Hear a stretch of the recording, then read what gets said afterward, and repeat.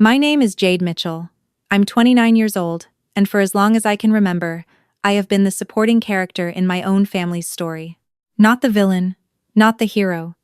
The background, the one they panned past on the way to the real shot. My older brother has been the real shot since the day he got into law school, and my dad drove around for a week with a new bumper sticker on his truck. I graduated with honors from pharmacy school the same spring. Nobody got a bumper sticker for that. I want you to understand something before I tell you what happened at my brother's engagement party last April. This isn't a story about money, even though money is in it. It's about what happens when the people who were supposed to see you never bothered to look, and what happens the moment they finally have to. 3 weeks before that party, I had signed paperwork in a conference room on the 14th floor of a building in Austin, Texas, that transferred ownership of a company my college friend Marcus and I had spent 4 years building from a shared Google Doc into something a national healthcare platform paid $58 million for. $58 million. After taxes, after Marcus's cut, after our early investors. I walked away with more money than I had words for. I sat in my car in the parking garage afterward and called nobody. Not my mom, not my dad, not my brother. I called Marcus, who was crying in his own car 3 floors up, and we stayed on the phone, saying nothing useful for about 40 minutes. Then I drove home to my apartment, made pasta, and went to sleep. I didn't tell my family because I already knew exactly how it would go. My mom would say something like, "Oh, that's wonderful. Honey, how much did you make again?" And then immediately pivot to telling me what my brother had done at work that week. My dad would ask if I had a good lawyer, then spend the next 10 minutes explaining what he would have done differently. And my brother would find a way to make it about him. He always did. So I kept it quiet. I kept showing up to Sunday calls, answering in 3-sentence updates when they asked how work was going. Fine. Busy. Same as always. Here's the part they never understood. I had been building MedBridge, which was the name of our platform, for 4 years out of a problem I watched play out every single day at the pharmacy where I worked. I was a clinical pharmacist at a large hospital network in Dallas.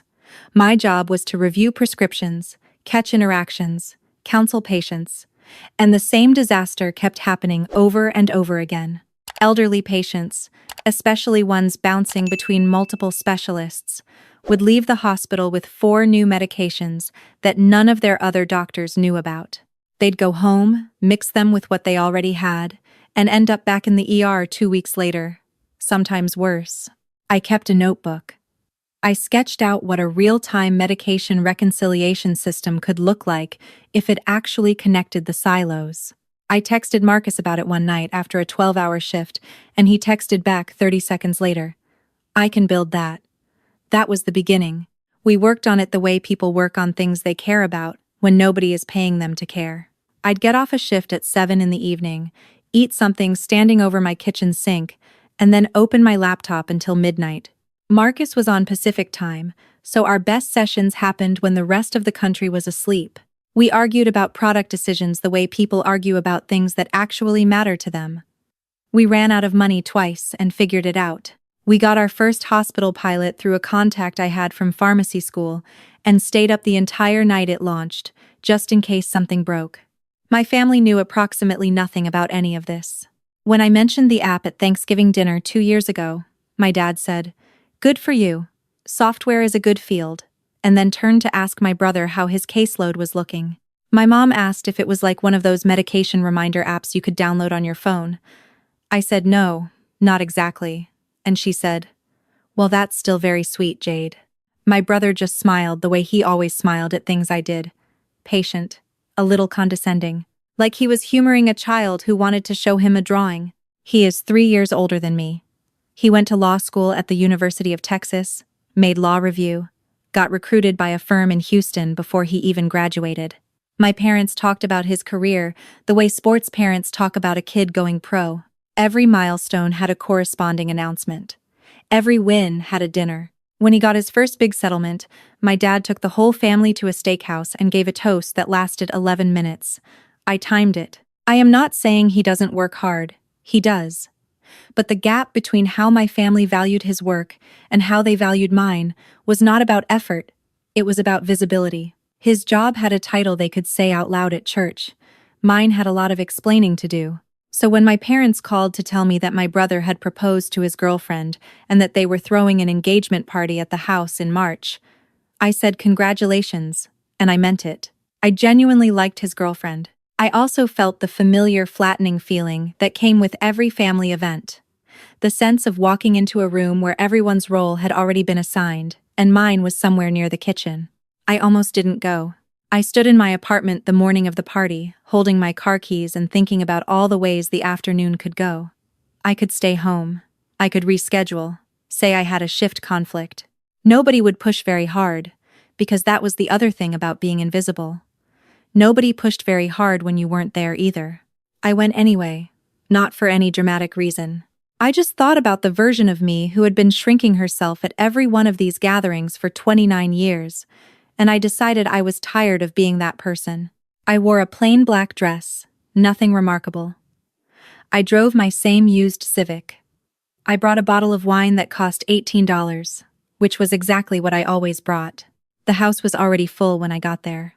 My mom had done the thing she always did, which was decorate just enough to make the place feel festive without committing to a theme. String lights on the back porch, a cheese board on the kitchen island that she'd clearly watched a YouTube video about. My dad was in the backyard with the grill, acting like the grill required his constant supervision even though it did not. My brother was standing near the sliding door in a salmon-colored button-down that probably cost more than my car payment.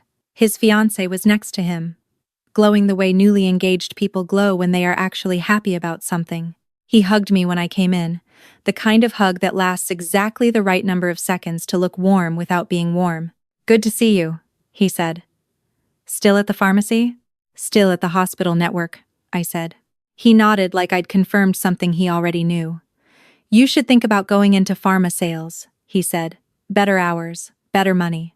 I've got a buddy at Pfizer I could connect you with." I thanked him and moved toward the kitchen. The first hour was exactly what I expected.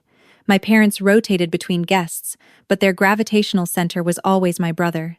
My mom kept touching his arm when she told stories about him. My dad punctuated his sentences. My aunts asked him follow-up questions about his cases. I talked to my cousin about her new apartment and refilled the cheese board twice because no one else was going to. Then my dad tapped a fork against his glass and everyone quieted down for a little speech about how proud they were of my brother and his fiancée, about what a future they were going to build together, about how this was the beginning of the best chapter yet. My mom was wiping her eyes. My brother was grinning. I stood near the back and smiled and clapped when everyone else clapped. Afterward, my brother found me by the drink table. He poured himself a glass of sparkling water and said, "I heard you've been doing some app thing on the side." His tone was the same one he used to describe things that didn't matter. "Whatever happened with that?" I looked at him. I thought about what I usually said. Something modest, something deflecting, something that made it easy for him to move on. I said, "We sold it." He raised his eyebrows a little. "Oh yeah? To who?" "A healthcare company out of Austin," I said. "ClearPath Health. They wanted the technology for their national network." He tilted his head. "And they actually paid you for it?" There it was. 4 years of every night and weekend. Every missed birthday dinner because I had a product call.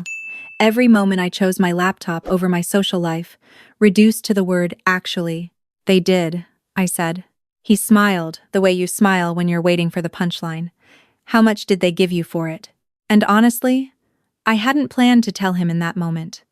I had planned to get through the party the same way I always got through family events, quietly, without incident.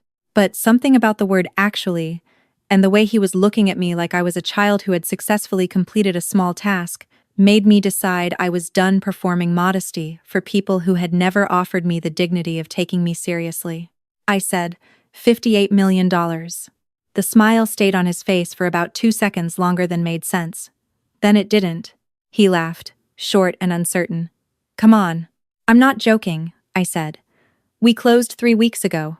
My business partner and I split the proceeds. Our investors got their cut. I cleared a significant amount."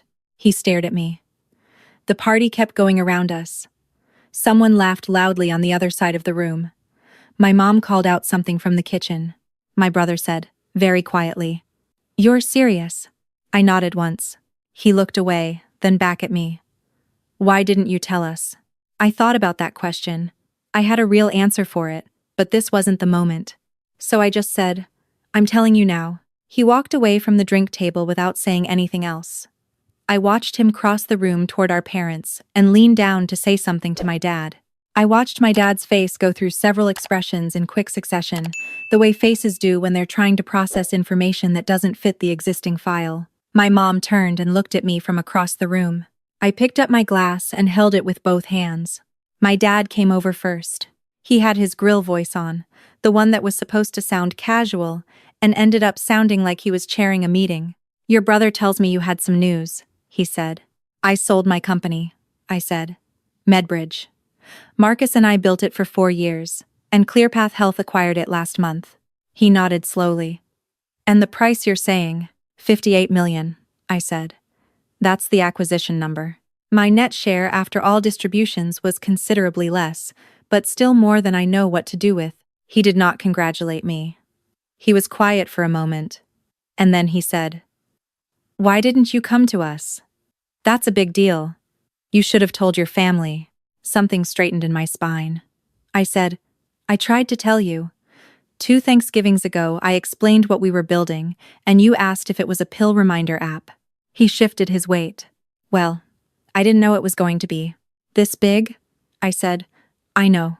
My mom arrived then, with her hands clasped in front of her the way she stood when she was managing a situation. She looked at me with something I couldn't immediately name, something between pride and guilt and a third thing underneath both of them. Jade, she said. Sweetheart, is this true? Yes, I said. She made a sound that wasn't quite a word. She looked back at my dad, then at my brother, who had followed her over and was standing slightly apart from us, arms crossed, jaw tight. You built this while you were working at the hospital? She asked. Yes. And you never told us. I looked at her. I told you. Multiple times. You just didn't listen closely enough to understand what I was actually saying. The word actually came back from where my brother had dropped it earlier. I felt it land. We listened to you, my dad said, more defensively than he intended. You listen to the parts of me that are easy to understand, I said. You listen when I say I'm tired after a long shift.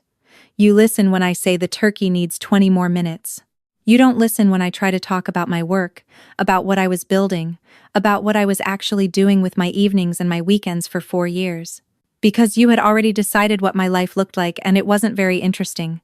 My mom touched her own throat, the way she did when something caught her off guard. My brother said, This is not the time for this conversation. I looked at him. When is the time? I asked. I've been coming to family events for 6 years since I graduated, and you have never once asked a real question about my work. Not one. You've made jokes about it. You've suggested I pivot to pharma sales. You've never asked what problem I was trying to solve, or whether it was working, or how Marcus and I were doing. But I know every detail of every case you've ever told a story about at a dinner table. His jaw tightened. That's different. Is it? I said. Your work gets dinners and toasts. Mine got, that's sweet, honey. What exactly is different? You went to school for pharmacy, he said, like that explained something. And you went to school for law, I said. You didn't build your career in school. Neither did I. Nobody said anything for a moment. My fiancé, my brother's fiancé, had drifted to the edge of our circle without anyone noticing. I felt bad about that. This was supposed to be her party. I turned to her and said, I'm really sorry. This is not what I intended. She shook her head. You don't need to apologize to me, she said simply. And I liked her even more for that. My mom's eyes were wet. Not performing, not managing. Actually, wet, she said. I don't understand why you wouldn't share this with us. With your family. Because I knew how it would go, I said honestly. You would have been excited for about 3 minutes and then you would have pivoted to asking what your brother thought about the deal structure, or whether I should get a second opinion from someone at his firm. I would have spent the entire conversation managing your anxiety about my decision, instead of being allowed to just be proud of myself for 5 minutes. She pressed her lips together. You don't know that. Mom, I said gently. I know you. I love you. And I know you. My dad cleared his throat. So what now? You're just going to be angry at us forever? I'm not angry, I said.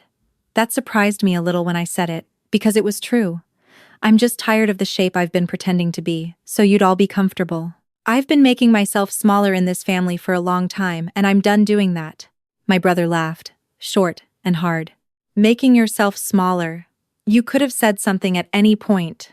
I looked at him. I said something plenty of times. You just treated it like it wasn't worth listening to. The party noise continued behind us. Someone put a plate of food down near the grill. A dog barked somewhere in the neighborhood. We all stood there, with the weight of a conversation we should have had years ago, sitting in the middle of us like furniture nobody wanted to move. I set my glass down on the table and said, I'm not trying to ruin your party. I'm genuinely happy for you and your fiancé. I think she's wonderful, and I think you're going to be good to each other.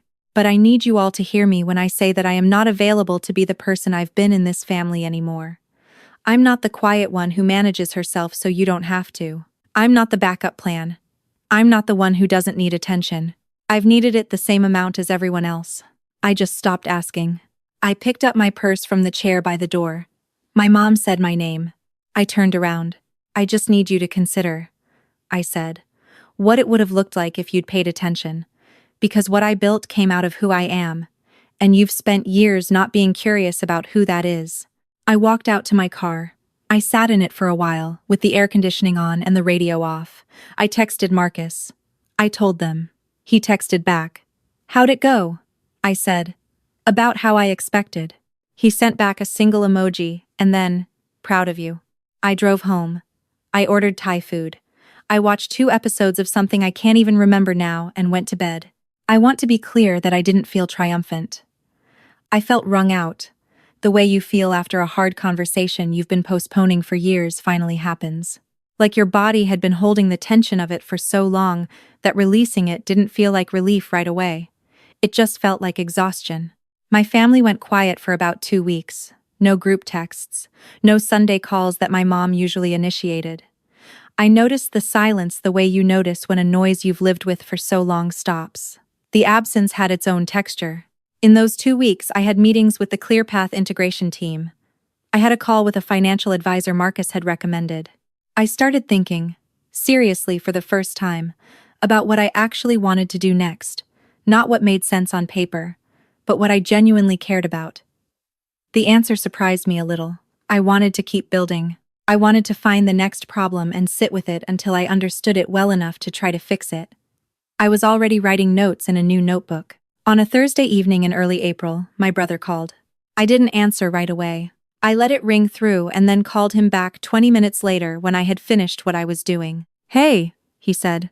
Hey, I said. There was a pause that lasted long enough to have content in it. I've been thinking about what you said at the party, he said. I've been thinking about it a lot, actually. I waited.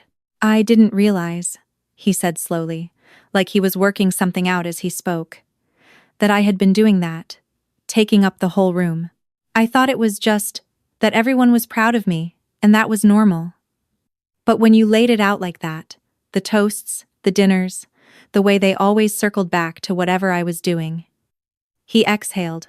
I get why that would have felt a certain way after a while. I appreciated that he didn't say, I'm sorry your feelings were hurt, which is the fake apology version. He was actually describing the thing that happened. I said, I don't think you were doing it on purpose. I think Mom and Dad set it up and you walked into a structure they built, but you also stayed comfortable in it. Yeah, he said. I know. Another pause. What you built, he said. I looked it up. Medbridge. I read about the acquisition in a trade publication. The problem you were solving? He paused. That was real. That was a real thing. It was, I said. It still is. And I didn't know, he said. I actually didn't know that you were working on something like that, because I never asked. No, I said. You didn't. He was quiet for a moment. I'm sorry for the word I used. Worthless. I used that word about your company once, and I've been thinking about that since you walked out. I don't have a good reason for saying it. I was dismissing something I hadn't bothered to understand, and I said something I can't take back. The word had lived in me longer than I'd admitted. Hearing him name it did something. I said, Thank you for saying that. He asked about Marcus. He asked about the split, and I told him we had divided it equally because that was what we had agreed to on day one and both of us had honored it. He said that was rare. I said Marcus was rare. My parents called together the following Sunday. They did the thing where they both got on the same phone, my dad holding it awkwardly slightly too far from his face. My mom talked first. She said that she had been thinking about what I said and that she had been talking to my dad, and that they had been going back through years of family dinners and birthday calls in their heads, and they could see it now, in a way they hadn't been able to see it before. She said she wasn't sure how to explain why they had been the way they were, except that she had grown up in a family where the oldest son was the center too, and she had just repeated the pattern without questioning it, and that was not an excuse, but it was an explanation, and she knew it wasn't enough. My dad said, "We were wrong." That's the whole of it. We were wrong and we're sorry, and I don't know how much that helps, but I needed to say it plainly. I sat on my couch with the phone held to my ear, and I let myself just feel what I felt, which was complicated. It was not simple relief. It was not complete forgiveness, because that's not how real forgiveness works. It was more like a door I'd been pressing my back against for years, had finally opened far enough for some air to get in. I said, "I appreciate this. I really do. And I want us to be better than we've been. But I need you to know that I'm not the same person I was the last time we were all in the same room. I have made a life that I'm proud of. And I need that life to be visible in this family, not just acknowledged when it becomes impossible to ignore." My mom said, "Of course. We want to know you. We want to know who you are." I said, "Then ask me real questions. Not, how are you doing? How are you actually doing? Not, how is work? What are you working on? Not just at family parties, but in regular conversations. I want to feel like my life matters to you the way his does." She said, "It does." I said, "Then show me." I did not promise everything would be fixed. I did not manufacture a warm ending in the moment, because that's not how trust works. Trust works slowly and in small moments, and mostly when nobody is watching. Over the next several months, something actually started to shift. My mom called me one Tuesday evening with no occasion for it and spent 40 minutes asking about a new project I'd mentioned, a healthcare startup incubator program I'd been accepted into as a mentor. She asked good questions. She didn't pivot. At Thanksgiving, my dad gave a toast that included me, not as an afterthought, not as a footnote, but as someone he named specifically and described with words that showed he had been paying attention. My brother and his fiancée came to Dallas for a long weekend in the summer. We went out to dinner, just the four of us. He asked me about what I wanted to build next. I told him about a gap I'd been noticing in pediatric medication tracking, something I'd been sketching notes about since February. He said nothing dismissive. He said, "That sounds like exactly the kind of problem you'd find." I said, "What does that mean?" He said, "You've always been the one who noticed the thing everyone else walked past." He said it simply, like it was just a fact, and I had to look at the breadbasket for a second because I didn't want him to see my face. There's something I want to say to whoever is watching this, because I know some of you are sitting with your own version of this story, maybe the older one or the younger one, maybe the one who was always introduced as the responsible one, or the one who will figure it out. I want to say this clearly. Being invisible in your own family is not a character flaw. It is not because you were too quiet or didn't advocate loudly enough or failed to make your achievements flashy enough to compete. It is because someone decided, consciously or not, that the family's emotional resources had a preferred recipient, and it was not you. That decision shaped you, but it did not define your ceiling. It did not determine what you were capable of building when nobody was looking. And it did not earn you a lifetime of smallness as compensation. You are allowed to take up room. You are allowed to have your work be acknowledged, your milestones celebrated, your exhaustion seen. You are allowed to set terms for the relationships in your family, not because you're punishing anyone, but because you have finally understood that love without attention isn't really love. It's just proximity. The boundaries I set with my family were not punishments. They were descriptions of what I actually needed in order to stay in relationship with them. And the slow, imperfect, real work of changing those relationships was only possible because I said out loud, for the first time, what I had spent years swallowing. I still have hard days. I still feel the old reflex sometimes, the one that wants to make myself smaller in a room so that nobody has to adjust. I catch it more quickly now. I let it pass. I also started a new company. Still early stage. Marcus is not involved this time, because he took his cut and moved to Colorado and is doing something entirely different now, and seems genuinely happy. My new co-founder is a woman I met at the mentorship program named Priya, who is terrifyingly smart and who once told me in our second meeting that she doesn't work with people who apologize for having ideas. I told her she was going to be an excellent business partner. I was right. My family knows about this one from the beginning. My mom asks about it on Sunday calls. My dad asked last month if he could forward something he'd read about a problem in the space we're working in. My brother texted me a competitor's press release the week it came out with the message, "Something to keep your eye on." It is small. It is imperfect. It is genuinely more than I had before. And I'm still driving the same Civic.